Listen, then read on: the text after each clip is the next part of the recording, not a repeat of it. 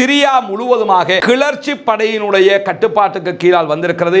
எனவே Bashar al Azad எங்கு சென்றிருக்கலாம் என்பதை பொறுத்தவரையில் அவர் உடனடியாக செல்வதாக இருந்தால் ஈராக்குக்கு அவர் சென்றிருக்கலாம், அல்லது ஈரானுக்கு சென்றிருக்கலாம், ஏன் யமனுக்கு போக வாய்ப்பு இருக்கிறது, ஓமானுக்கு போவதற்கான வாய்ப்புகளும் இருக்கிறது. இப்படி இந்த 4 நாடுகளுக்கு செல்ல வாய்ப்பு இருக்கிறது.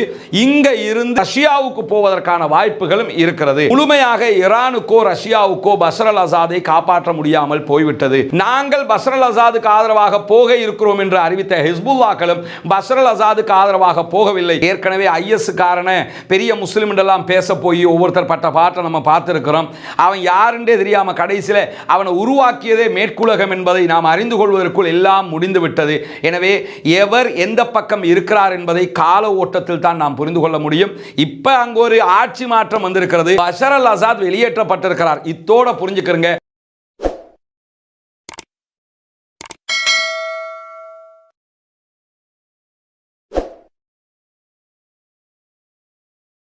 அஸ்ஸலாமு அலைக்கும் வரஹ்மத்துல்லாஹி வபரகாத்துஹு. பேரன்பிற்கினிய சகோதர சகோதரிகளே, நம் அனைவர் மீதும் ஏக இறைவனுடைய அமைதியும் கருணையும் உண்டாகட்டுமாக என்கிற உயரிய பிரார்த்தனைகளோடு சற்று முன்னால் வெளிவந்திருக்கக்கூடிய மிக முக்கியமான பரபரப்பான ஒரு செய்திதான், சிரியாவிலே பஷர் அல் அசாதோடு மோதிக்கொண்டிருந்த கிளர்ச்சி படையினர் காலையிலேயே கைப்பற்றி முடித்திருக்கிறார்கள்.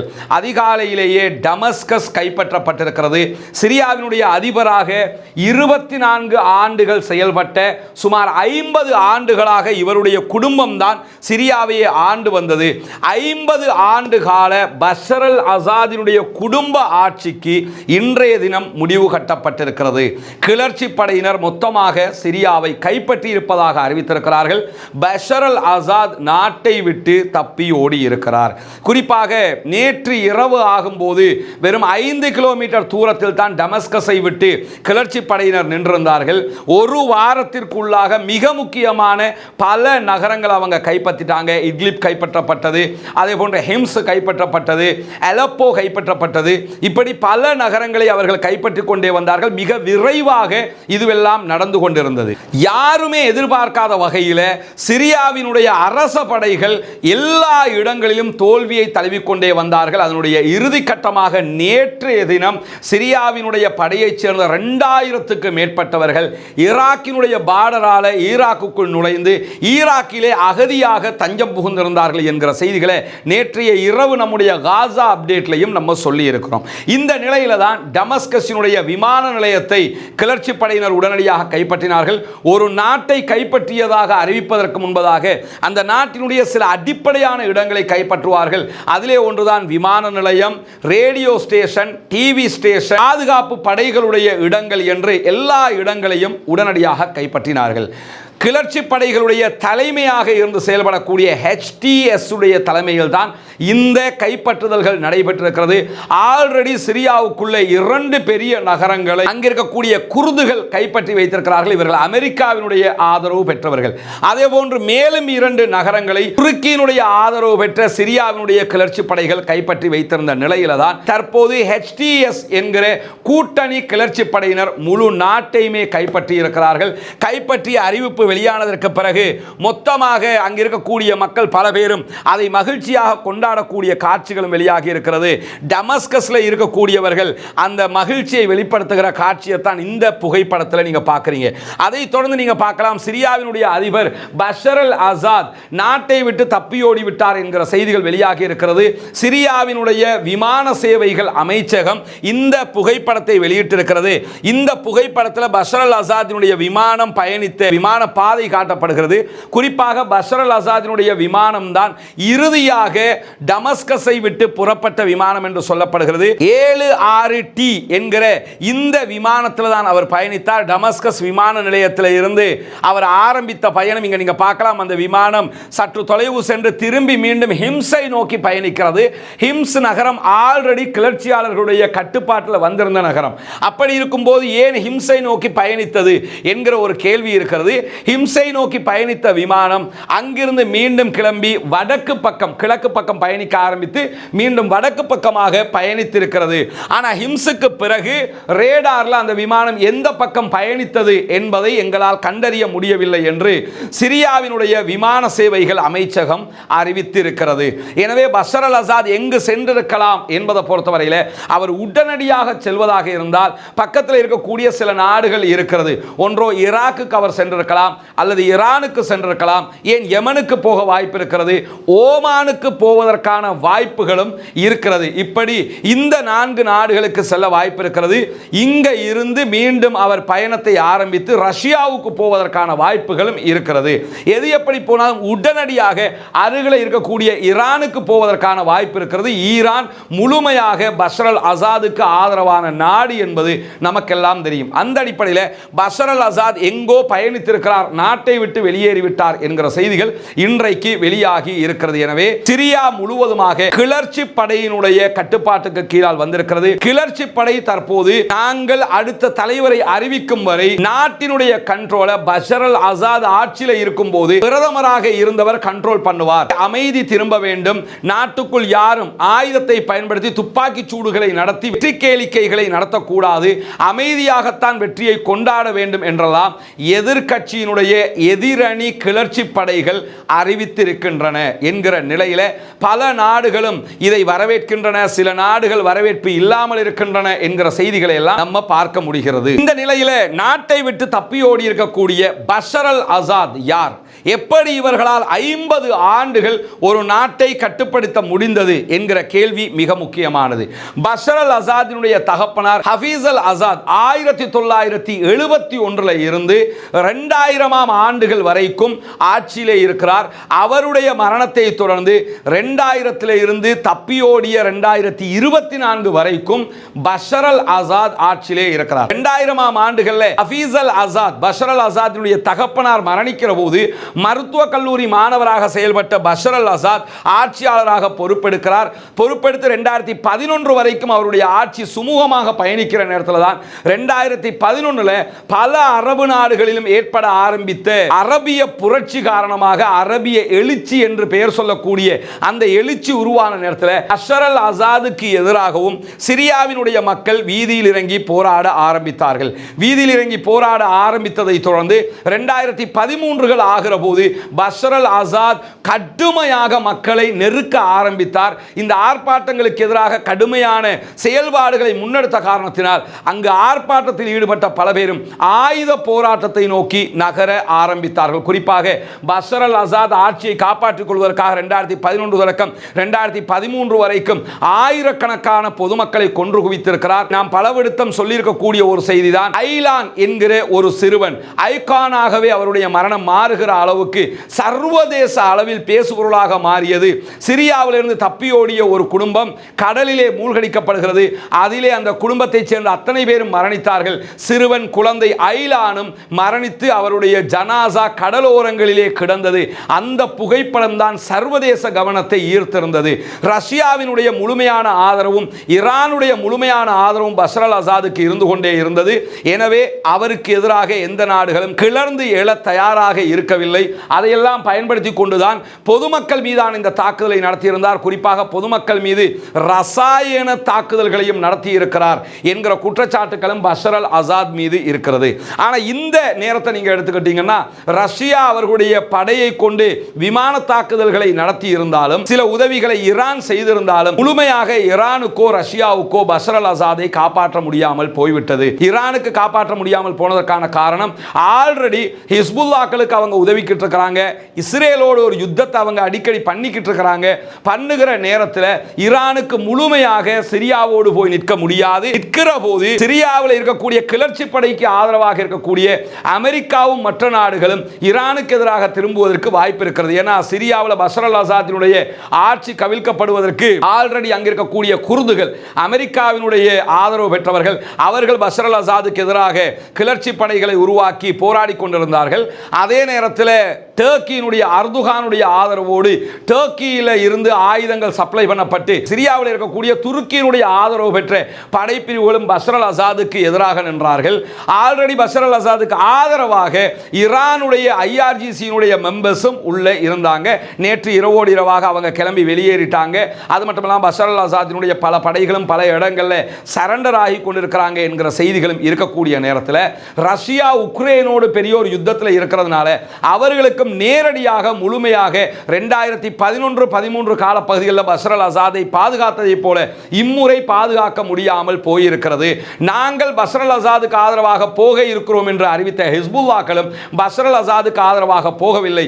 2 காரணங்களாக இருக்கலாம். ஒன்று, ஈரான் அவர்களை போவதற்கு அனுமதித்திருக்க வாய்ப்பில்லை. இரண்டாவது, அவர்கள் சிரியாவுக்கு செல்வதற்கான காலக்கெடு மிக மிக குறைவாக இருந்திருக்கலாம். இந்த 2 காரணங்களோடு மூன்றாவதாக அவர்கள் இப்போதுதான் இஸ்ரேலோடு ஒரு யுத்த நிறுத்த உடன்படிக்கைக்கு வந்திருக்கிறார்கள். அதற்கும் இது சங்கடமாக மாறிவிடக் கூடாது என்பதையும் அவர்கள் யோசித்திருக்கலாம். அப்படி ஒரு முடிவையும் எடுத்திருக்கலாம் என்று ஆய்வாளர்கள் சொல்லக்கூடிய நிலையில 50 ஆண்டுகள் பஷர் அல் அசாதினுடைய குடும்பமே ஆட்சி செய்து வந்தது. இறுதியாக கிளர்ச்சி படையினர் தற்போது வெற்றி பெற்றிருக்கிறார்கள். தேர்தல்கள் நடத்தப்பட வாய்ப்பு இருக்கிறது. தேர்தல்கள் நடத்தப்பட்டு புதிய தலைமைத்துவம் தேர்ந்தெடுக்கப்படுமா அல்லது தற்போது ஆட்சியை 4 சாரார் சேர்ந்து பிடித்திருக்கிறார்கள். இந்த 4 சாராரும் அடுத்த கட்டம் ஒற்றுமையாக பயணிப்பார்களா அல்லது அவர்களுக்குள் சண்டைகள் ஏற்படுமா அல்லது சிரியா 4ஆக பிரிக்கப்படுமா என்கிற கேள்விகளும் நமக்கு முன்னால் இருக்கிற அதே நேரம் ISIS பயங்கரவாதிகளும் சில இடங்களை கைப்பற்றி அந்த பகுதிகளிலே வைத்துக் கொண்டிருக்கிறார்கள். அவர்களுடைய நிலை என்னவாக போகிறது? கோலான் மலைக்குன்று பகுதிகளில் இஸ்ரேல் கைப்பற்றி வைத்துக் கொண்டிருக்கிறது.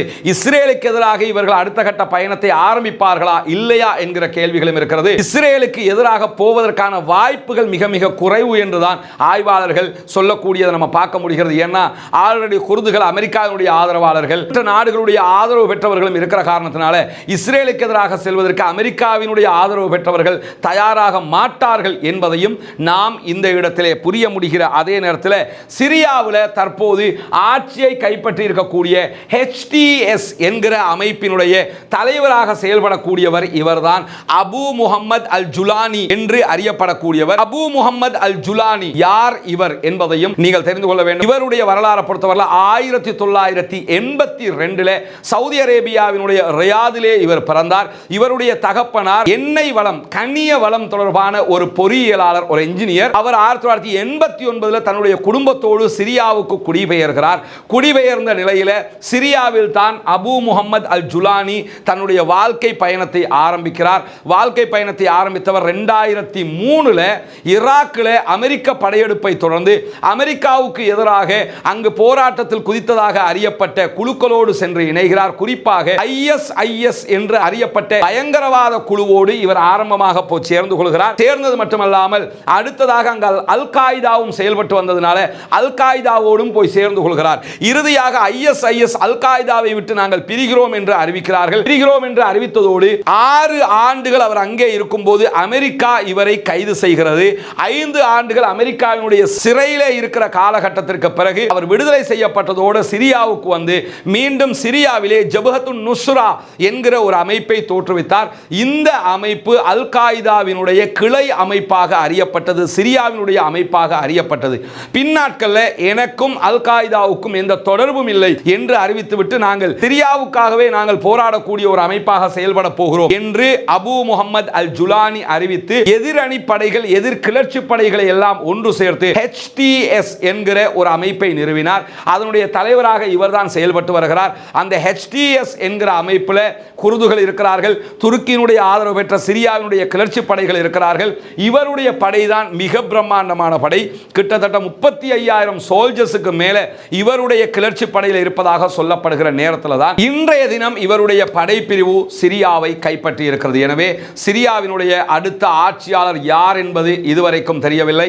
ஆனால் ஆட்சியாளரை தீர்மானிக்கக்கூடிய இடத்தில் அபு முஹம்மது அல் ஜுலானி இருக்கிறார். இவருடைய பின்னணி இதுதான். எனவே அடுத்த கட்ட தெரிவு எப்படி இருக்க போகிறது என்பது மிக முக்கியமானது. 50 ஆண்டுகள் சிரியாக்களுடைய ஒரு பிரிவாக இருக்கக்கூடிய அலவியா என்கிற ஒரு சிறு பிரிவினுடைய தலைமை பீடத்தை வைத்துக் கொண்டிருந்த பஷர் அல் அசாதும் அவருடைய தகப்பனாரும் தொடர்ந்து சிரியாவை ஆண்டு வந்த நிலையில் அடுத்தடுத்த கட்டங்கள் எப்படி நகரப்போகிறது, இவர்களை அடுத்த கட்டம் நகருவதற்கு மேற்கு நாடுகள் எப்படி விடப்போகின்றன, அதற்கான வழிகள் கிடைக்கும் கிடைக்க போகிறதா என்பதெல்லாம் நிறைய கண்ணுக்கு முன்னால் இருக்கக்கூடிய கேள்விகளாக இருக்கின்றன. இந்த பாலஸ்தீன இஸ்ரேல் போருக்கு மத்தியில் இப்படி ஒரு சம்பவம் நடந்தேறி இருக்கிறது. கிளர்ச்சி படை யாருக்கு ஆதரவாக நிற்கப் போகிறார்கள் என்பது மிக முக்கியமான கேள்வி. அல்லது அமைதியாக இருக்க போகிறார்களா என்பது இன்னொரு கேள்வியாக இருக்கிறது. பொறுத்திருந்து பார்ப்போம் என்னவெல்லாம் நடக்கிறது என்பது. எது எப்படி போனாலும் 50 ஆண்டு கால அசாதினுடைய சாம்ராஜ்யம் இன்றைக்கு முடிவுக்கு வந்திருக்கிறது. ஈரான் சிரியாவை விட்டு வெளியேறி இருக்கிறது. ரஷ்யா சிரியாவிலே இனிமேல் கை வைக்காமல் இருப்பதற்கான வாய்ப்புகள் இருக்கிறது. ஆனால் ரஷ்யாவினுடைய படைத்தளத்தை அவங்க மெயின்டைன் பண்ணுவதற்கான வாய்ப்புகள் இருக்கிறது. எது எப்படி போனாலும் ஹெஸ்புல்லாக்களுக்கான ஆயுத சப்ளை மொத்தமாக நிறுத்தப்படுவதற்கான நிறைய வாய்ப்புகள் இப்பொழுது இருக்கிறது என்பதையும் நாம் இங்கே கவனிக்க வேண்டும். நிலைமை இப்படி இருக்க இறுதியாக இன்னொரு விஷயத்தையும் நீங்கள் புரிந்து கொள்ள வேண்டும். சிரியாவிலே ஏற்பட்டிருக்கக்கூடிய இந்த ஆட்சி மாற்றத்தை பொறுத்தவரையில் சில பேர் என்ன பண்றாங்கன்னா, ஆட்சியை கைப்பற்றிய இஸ்லாமிய குழு, இஸ்லாமிய ஆட்சி மீண்டும் வந்து விட்டது என்கிற வார்த்தைகளை எல்லாம் போட்டு போஸ்டுகள் போடக்கூடிய காட்சிகளை நீங்க பார்க்கலாம். ஒன்றை ஆரம்பமாக புரிந்து கொள்ளுங்கள். திடீரென ஆட்சியை கைப்பற்றுகிற யாரும் அவர்களுடைய அடுத்த கட்ட செயல்பாடுகள் என்னவென்று தெரியாமல் அவர்களுக்கு நற்சான்றுகள் அளிப்பதற்கு முன்வந்து விடக்கூடாது. ஏன்னா கடந்த காலத்தில் ஈராக்கில் இது ஒரு பெரிய படிப்பினையாக முழு இஸ்லாமிய சமூகமும் தெரிந்து கொள்ள வேண்டிய ஒரு செய்தியாக மாறி இருந்தது. ஈராக்கில் ISIS பயங்கரவாதிகள் ஈராக்கை கைப்பற்றியவுடன் Islamic State Iraq and Syria என்றுதான் அவர்கள் ஆரம்பித்தார்கள். ஆனால் அவர்களுடைய பின்புலத்தை இஸ்லாமியர்கள் அறிந்து கொள்வதற்கே பல ஆண்டுகள் கடந்து விட்டது. அறிகிற போது அவர்கள் யார் என்று தெரிகிற போது பல இழப்புகளையும் நாம் சந்தித்து முடிந்தாகிவிட்டது. எனவே இஸ்லாத்தின் பெயரால் இங்கு எந்த ஆட்சி மாற்றமும் நடைபெறவில்லை. ஷியாக்களுக்கும் சன்னிகளுக்கும் இடையிலான ஒரு சண்டை அங்கே நடைபெற்று வந்தது.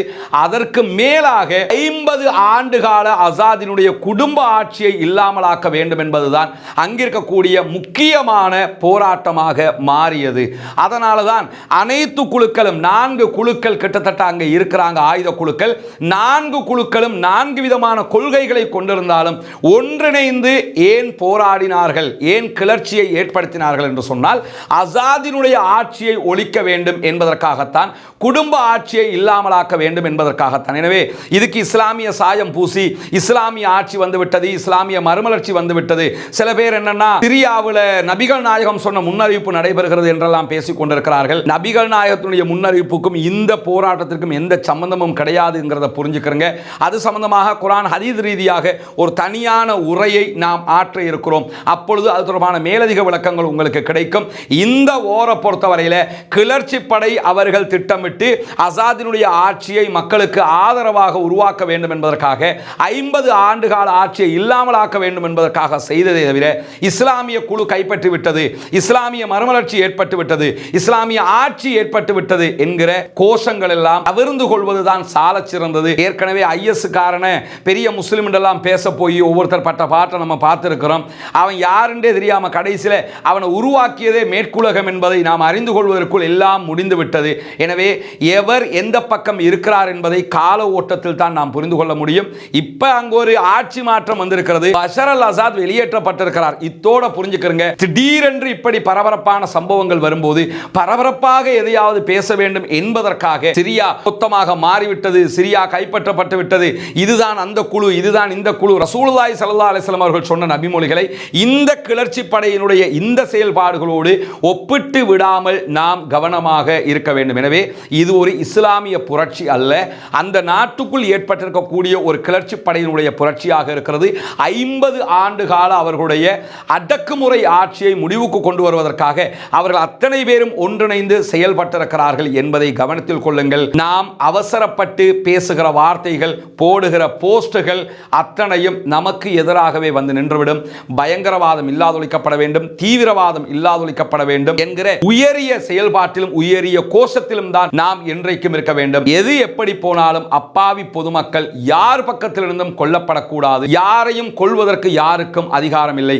மனிதநேயம் தலை தோங்க வேண்டும். சிரியாவிலே ஏற்பட்டிருக்கக்கூடிய மாற்றம் சிறப்பான மாற்றமாக மாற வேண்டும். சிறப்பான மாற்றமாக, பொதுமக்களுக்கு ஆதரவான ஒரு மாற்றமாக, அந்த நாட்டுக்கு சிறப்பான ஒரு மாற்றமாக இருக்க வேண்டும் என்கிற பிரார்த்தனையை மாத்திரம்தான் நாம் செய்ய முடியுமே தவிர இவர்கள் நல்லவர்கள் வல்லவர்கள், இவர்களை விட்டால் ஆட்கள் இல்லை என்றெல்லாம் அவர்கள் யார் என்ற அடிப்படையே தெரியாமல் உடனடியாக நற்சான்றுகளை கொடுப்பது நம்முடைய எதிர்காலத்தையும் பாதித்துவிடும் என்பதையும் அத்தனை பேரும் சமூக வலைதளத்திலே புரிந்து கொள்ளுங்கள். எனவே சிரியாவில் ஜஸ்ட் ஒரு கிளர்ச்சி மாற்றம் ஏற்பட்டிருக்கிறது என்று மாத்திரம் இதை புரிந்து கொள்ளுங்கள். இதை இஸ்லாமிய சாயம் பூச முற்பட்டு விட வேண்டாம் என்பதையும் இந்த வீடியோவிலே கூறிக்கொண்டு முடித்துக் கொள்கிறேன். வாஹ்ரதவானா அல்ஹம்துலில்லாஹி ரப்பில் ஆலமீன். பாலஸ்தீனம் வெற்றி பெற வேண்டும் என்று தொடர்ந்து அல்லாஹ்விடத்திலே பிரார்த்தனை செய்கிற அதே நேரம் முழு உலகமும் அமைதியாக இருக்க வேண்டும் என்றும் அல்லாஹ்விடத்திலே பிரார்த்தனை செய்ய மறந்து விடாதீர்கள்.